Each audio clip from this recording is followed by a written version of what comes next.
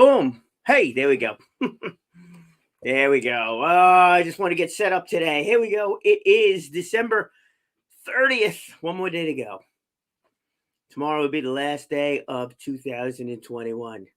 An incredible year this has been. Had quite different expectations and planning factors that got tossed into this one. Went into 2020 with the year of clear vision, right? 2020 vision. Going to make everything very clear, concise, straightforward, and accomplish all kinds of different things. Well, what happened there? Well, not exactly what we had anticipated, was it?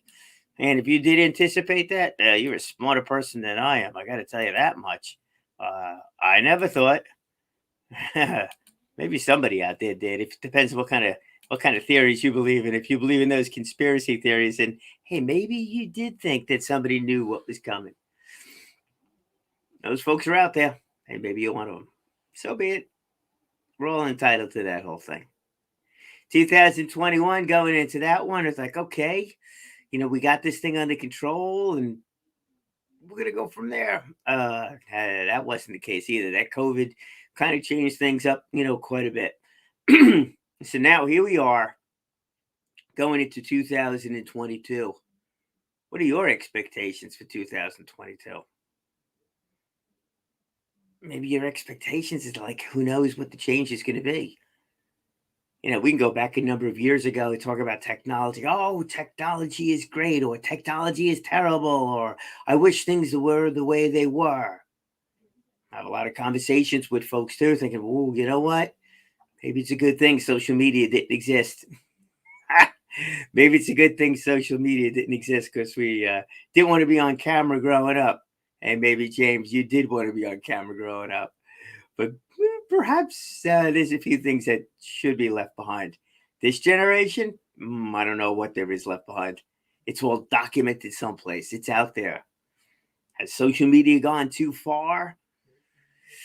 Yeah, no, it depends, whatever. You have to be very, very much in control of what you're doing with social media. So that's an absolute. And I think that's the thing that has not changed. You have to be in control of you. You can go back decades, probably centuries, and that whole thing. Who you are as a person, what you could become, who knows what about you. It all depends on how much you share. What's been interesting with social media is that sharing thing has become so much quicker and so much more broader because everybody sees it. I mean, even this little video we're doing over here, who could see this thing? Well, anybody, any place, really. It's on Facebook. It's totally accessible. I got it on YouTube now, totally accessible to anybody and that kind of thing. So we're an open book. How much you share about yourself, you got to take that into account. So what's changed in that respect? Nothing. It's up to you as to what you could share, not share. Has social media gone too far? It depends. If you share too much, then maybe you're going to feel that it's gone too far because you're like, I shouldn't have done that. Got to be a lot more cognizant of what you're doing. Different age groups have got different considerations. Probably not going to go out there and look for a job anymore. Look for different clients. So then I'm still being hired by somebody at some point in time. So what I share and don't share, that's an impact of who not who I am, but how I'm perceived. Let's put it that way. If you're out there and you're younger and you're going out there looking for a job someplace, let me tell you right now, this is part of your resume, part of your persona. It's public information. And I know anytime that I've been introduced to somebody, one of the first things I do, if you're a business, we go right to the website. If then the next step is going to be Facebook and LinkedIn. Generally, don't go much further than that. Maybe that's an age group kind of a thing. But hey, you know what? That's something that could change now too. I'm updating my Instagram account and a few other, they obviously YouTube, Instagram, that kind of thing. So that stuff is out there, but it's all out there. That's the point. Forget about what I'm doing. The question is how many people see what you're doing? That's a lot more and a lot quicker. So that's changed quite a bit. News absolutely changed quite a bit. Did we even pay that much attention to it in 2017, 18, 19? Yeah, I think we did. But now it's just become everything. It's just become everything. Everything's on camera. We don't carry these phones around with us all the time. It's like, all right, here we go. You know, it's somebody's on camera someplace doing something. And rest assured, you're on camera a lot more than you think you're on camera. Is that good? Again, if you're true to you and you're comfortable with you, who cares? Who cares? If you're not, well, then you got to really start paying attention to what you're doing. You want to remain a private person, you have to put effort into that. I'll date myself on this one. Hey, Karen, there's the wife. I'll say something nice about her. Yeah. Did you ever imagine I'd be doing this on a daily basis? Yakking away about anything? Whatever. But all right, privacy. Let's go back to that. Has privacy changed? Maybe not. It's gotten a lot quicker. Let's put it that way. We certainly can be much more of an open book, but boy, we've complained about this forever. We've just complained about it differently over the years. That's it. Just differently over the years. Let's go back. And I can't give you specifics over here. It's not my thing about that one, but I can tell you that there are stories about all those flyers that we used to get in the mail. It's that mailbox thing. Flyers from different companies, stores that, so many of them have gone out of business. But those flyers we get, sometimes they're a little bit too specific than one might imagine, and you might not even know it. Where they have able to track what you've bought on your credit card or store card. So they know about your personal buying habits. Where are they else collecting information from? I don't know. But there were other places they were able to do it, and then it was a bit more effort that these companies had to put into it. But there's a story of a flyer being sent out to a family where it had to do with pregnancy products and baby cribs and things like that. What it was is that the daughter in the house was pregnant, and nobody knew it in the house except for her. And everybody's like, "Why are we getting all of this stuff?" And all of a sudden, it came out. So maybe the marketing companies, store flyers, knew what was going on in that household before the parents did. Yikes. Yikes. I mean, that's a little scary, isn't it? Doug, good afternoon to you. So that's a bit scary. Well, now it's even quicker, right? Now everything we do is on the credit card. So everybody knows everything. You're buying stuff at a store, they know everything. Then you got these new stores that are going to be opening up. And there's a few of them that are opening up where everything is digital. Like everything is digital. No checkout person, nobody at the register. You walk in the store, you scan the store entrance, turnstile, or whatever you want to call it, and you say, "Hey, I'm here." Well, you don't say a word, actually. You don't even have to say a word. You just let your phone say, "Hey, I'm here. This is Brian. I'm here." You take the cart that they have in there, and then that cart will automatically, when you put your product in there, it'll register the product. It'll show you not only how much the product is, but keep a running total on the cart. Nice. And if you decide to put the product back on the shelf, no problem. It knows that you're taking it out of the cart, and it does it that way. So you've got that, that's done. Now let me just get this a little bit later. So so it knows that, and then when you check out, you just walk out of the store. And that's it. So does that company know everything about what you bought? Yeah, absolutely it does. Not only does it tie you into it, it ties inventory in and all the rest of that stuff. Is there any privacy in your shopping habits? No. What's kind of interesting in that one, I mean, this conversation I had yesterday with somebody because I kind of find the technology fascinating. So let's assume, Karen, you and I walk into a store and we go in there and then we pick up, I don't know, a cereal. And we're like, "Oh, do we want it? Don't want it?" We put it in the cart. And we're like, maybe, not. I don't know. And then we put it back on the shelf. Okay, so we didn't buy it. So it's not showing up on our it's not showing up on our receipt there or anything like that. But what do you want to make a bet that, oh, I don't know, maybe through Facebook or LinkedIn or Instagram or by an email, we get a coupon. We get an advertisement for that product. Oh, I bet we do. I bet we do. Hey, now even enough. I know she goes and looking up something, or I do. I go on the website someplace. I went and looked at some pet supply stuff, and now all of a sudden I'm getting ads on Facebook on that. Privacy? None. Zero. Zero zilch. None of it's none of it's there. So that has changed. That has gotten faster. I don't think it's changed, but it certainly has gotten faster.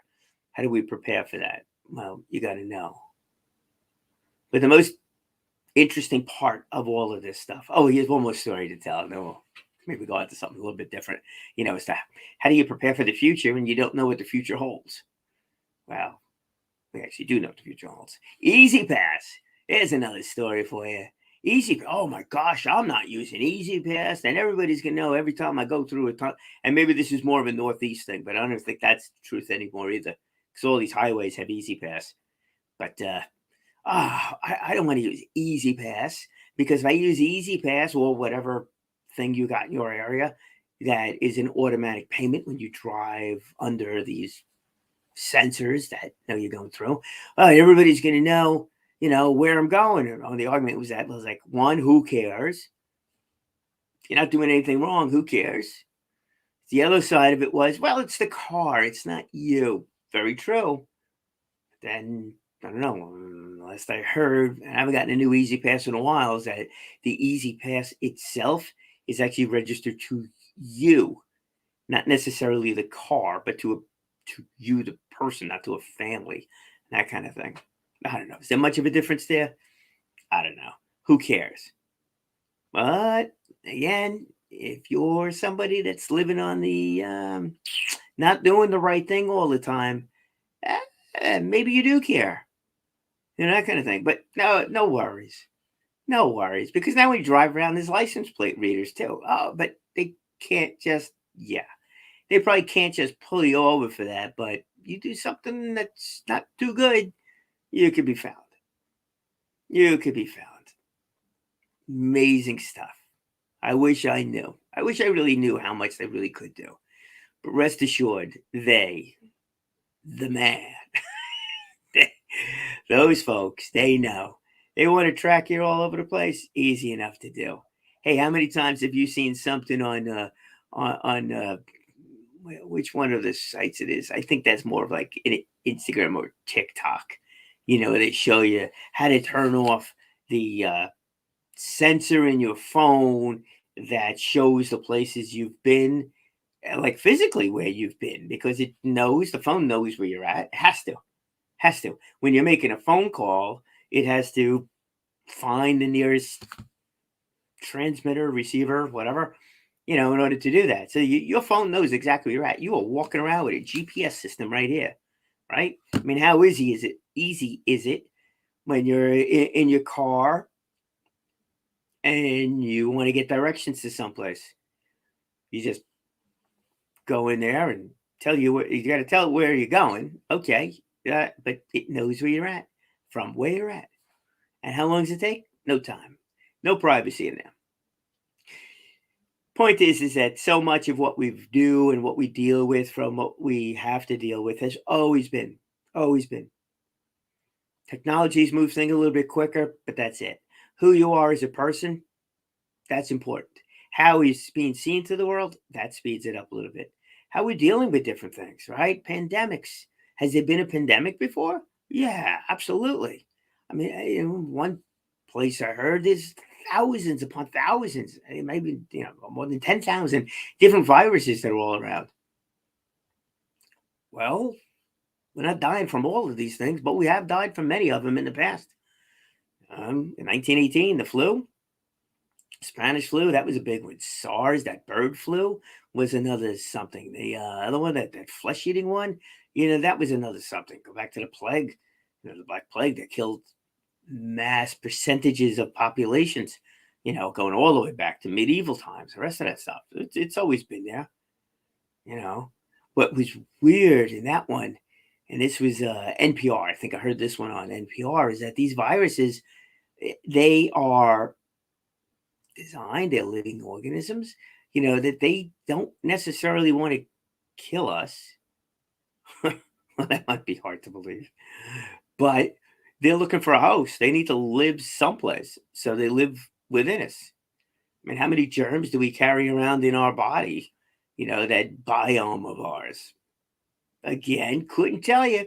Somebody else could. Maybe that would be a potential guest that we have as we move into 2022. All these germs and viruses and things like that, they live within us. And some of them are good, some of them are not good. The body is an amazing thing. That kind of thing. But where do we go in 2022? What's my thoughts on that whole thing?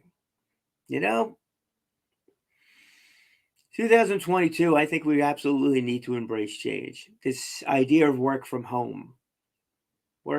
home, wow, working without any kind of an office anyplace, that's going to be a major change.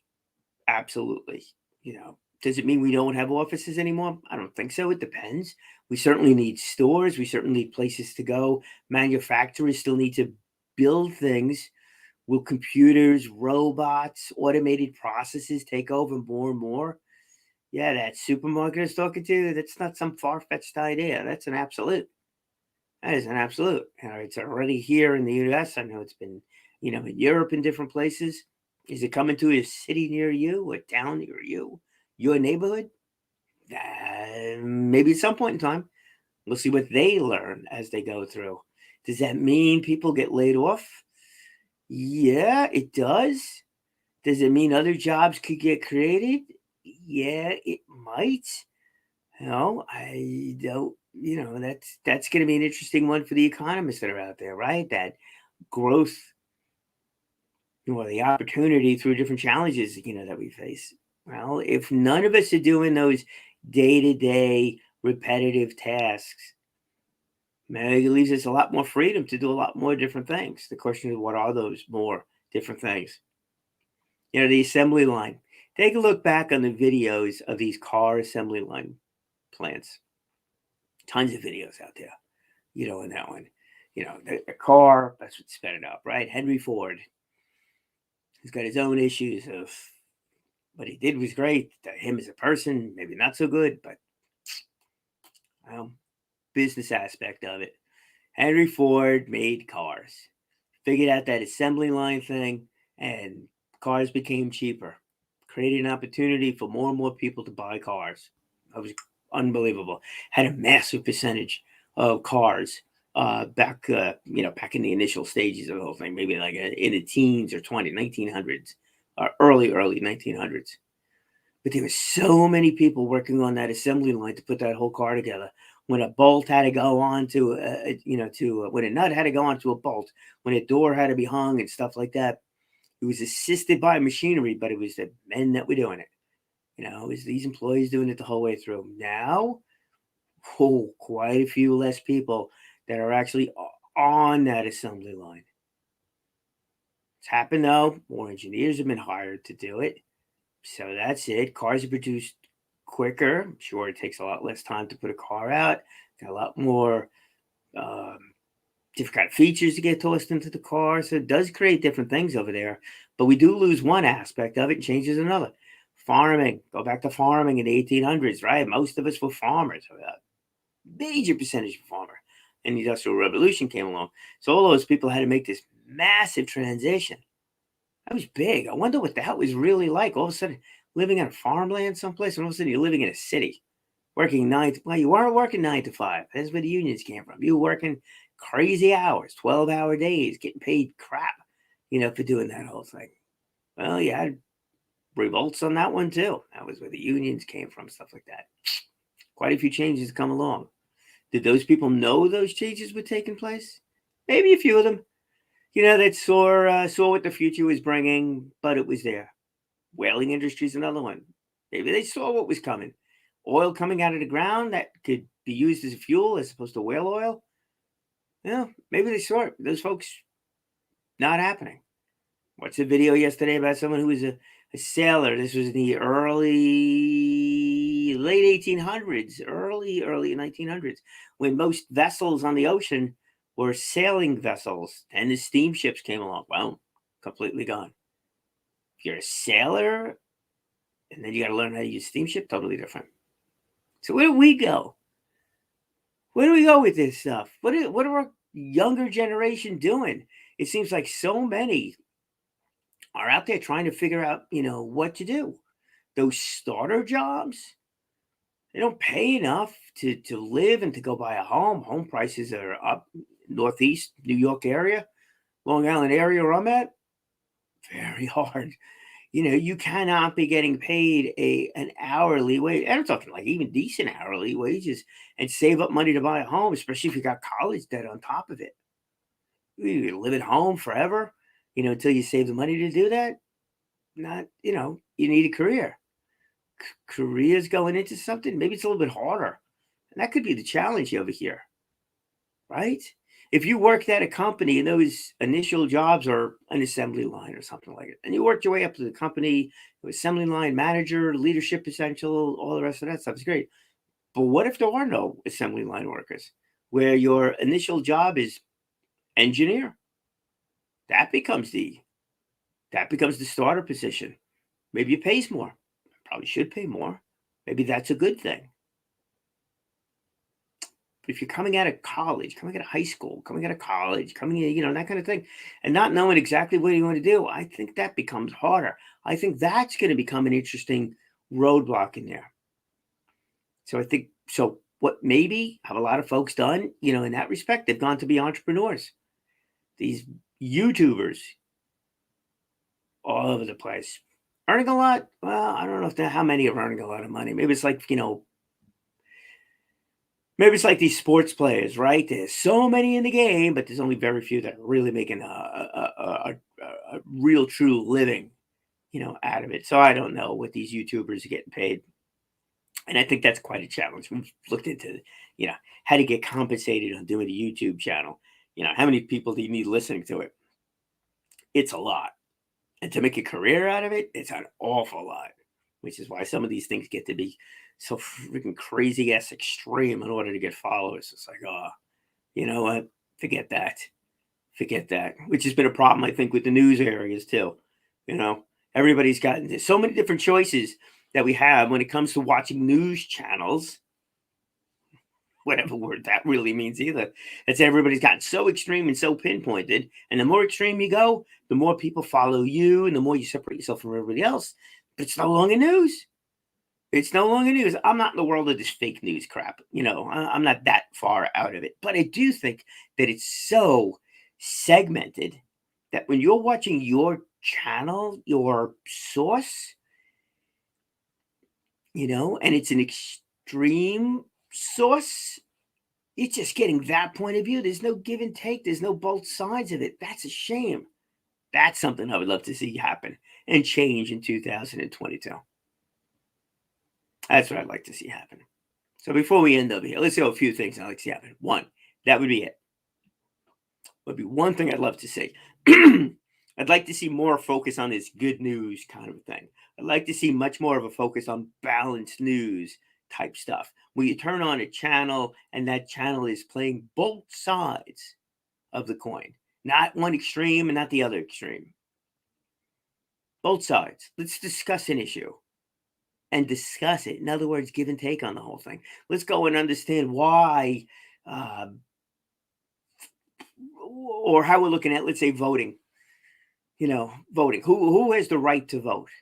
That kind of thing. And what about the issue over here with folks coming in from the on the border and that how we handling the people that are coming in? Well, why are so many people coming to the United States?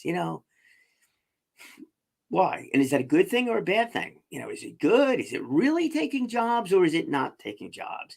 Are those folks that are coming in that are willing to work for some of the lower wages taking jobs from folks over here that not really interested in taking those jobs in the first place? So do we need people coming in? Or do we not need people coming in? And why are so many people fleeing from those countries? Has anybody really taken a look at that? And I know there's been delegations of folks going out and doing different things. Why is that? I know they just hired somebody new or appointed somebody new to go work with the Afghan women, about their rights. I can imagine that's going to be quite the uphill battle, as that goes. So I don't know, getting into that, we maybe, news has got fragmented. Really be a shame if this world gets more and more fragmented. Hey, look, I brought it up yesterday about world peace. The more fragmented we got, we ain't getting closer to world peace. We're getting closer to a world problem. And that's not going to be too good. So yeah, let's go back. One, so I'd like to see more and more give and take and understanding and listening of different issues. Has to start with leadership. Yep, those folks down in Washington, they got to start talking to each other. You know what? That would be good if that happens. Actionable on your side, make it start at home. Flat out at home.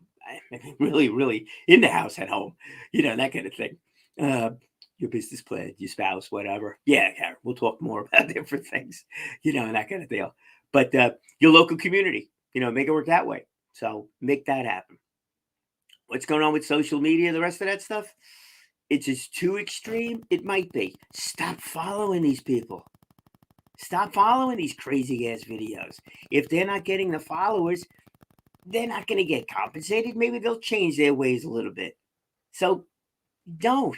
Find yourself some good resources to do. Otherwise, you're going to be walking around depressed. There's so many things out there that are just so negative. It's not happening. It's not happening. I would venture to say that the bulk of this population, the vast percentage of this population, wants to make it work. Flat out, just wants to make the whole darn thing work. But we go back to the news, they're carrying the most sensational things, right? It's not. Try not to. And, I'm guilty of it too. Every once in a while, I was like, man, I can't believe that person did that crazy thing. You got to see this. Well, maybe we shouldn't see this, Not that we don't have to know it exists. Want to live that much of a cloistered world, but got to get out there and communicate more. Got to make things a little bit better. So that would be another thing, that I would love to see. And the other thing has to do with the school systems. Uphill battle? Yeah, definitely an uphill battle. But I do believe that this world is getting more and more automated. I do believe that those initial positions, those starter positions for folks, will continue to get fewer and fewer. Look, if you got businesses that are the larger businesses that continue to do more and more, that means they have the resources, the capability, and the desire to reduce as much as possible employee costs. It's expensive keeping an employee. Just think about that. If you're self-employed, If you're not self-employed and you're working for somebody else, go take a look at those health benefits that you get. It ain't cheap. It ain't cheap. So if they're spending all that money on you, you better bring value to the table, baby. Better bring value to the table. But how many positions can be done by a robot, more automated? Maybe a lot. Take a look at your position. See if it is. Figure out a way to provide more value that way. But I think going back into the school system, I think the more we need to put more and more effort into speaking to our students as young as possible, to get them to not so much as understand what the future holds. That's it. Now we're going in there as a teacher. That's not it.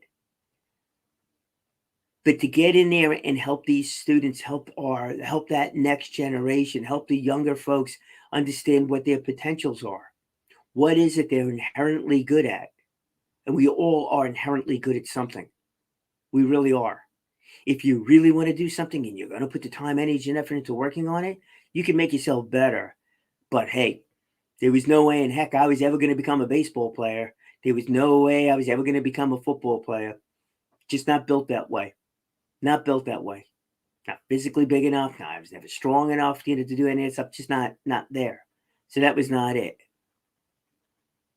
But there were other things that, if we take a look back, and I've taken a look back, but if we take a look at our students today and understand and point out to them to pay attention to those things that you're just inherently good at, those things that they say just, those places that they go to when they walk into their church, temple, any other organization, nonprofit organization, like, oh yeah, I could do that. I'd be good at doing that.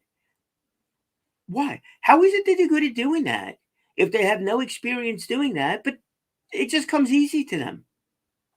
That's the career. That's the career.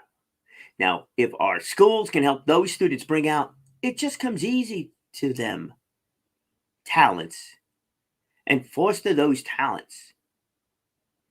Now, that person's got a crazy career in front of them, a great career in front of them, because they're inherently doing what they're good at doing, and they will continue to do it because it's not a challenge for them to do it.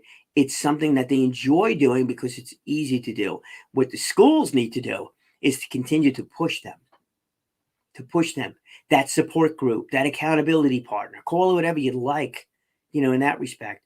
But those teachers need to help that student see that they could do more than they even think that they could do.